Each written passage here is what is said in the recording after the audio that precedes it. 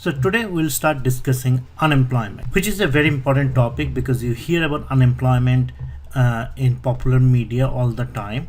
And in this lecture, we'll try to understand what does it mean and how is it measured. To motivate the discussion, let me show you this New York Times article.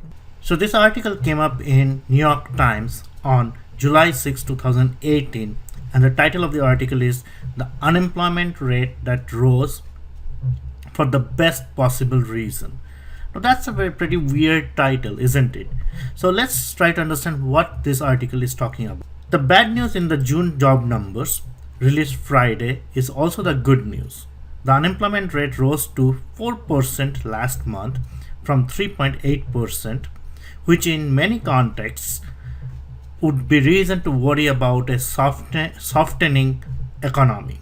But the details of this particular jump in the jobless rate actually imply good things for the economy. The labor force rose by 601,000 people last month, driving the proportion of civilian adult population that is either working or looking for work up by 0.2 percentage points to 62.9%.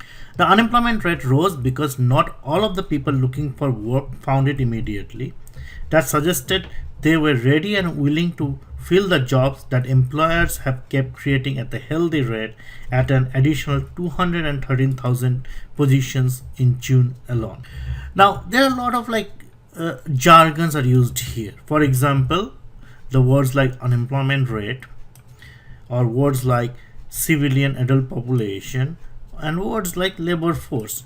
Now, question is, what does it mean or what do they represent? Understand all these things, we need to understand how unemployment is actually calculated.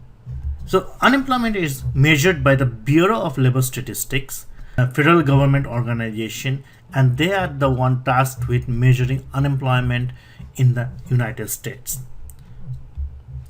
It surveys about 60,000 randomly selected households every month. So they randomly select around 60,000 households to get an estimate for unemployment for the whole country. But mind you, we have 310 million people, but you cannot question all 310 million people. That's why we do sampling.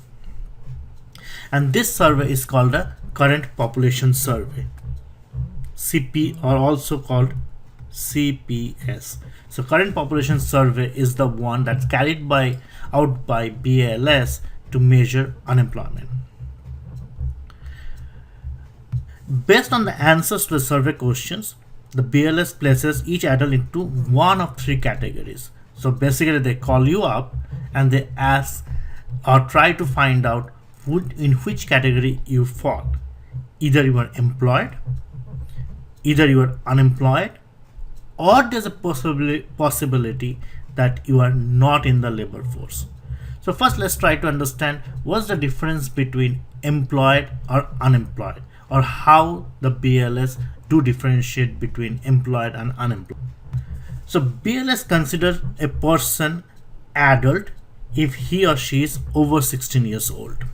So if you are not over 16 years old, you are not even considered as part of the adult population or the labor. Person is considered employed if he or she has spent some of the previous week working at a paid job.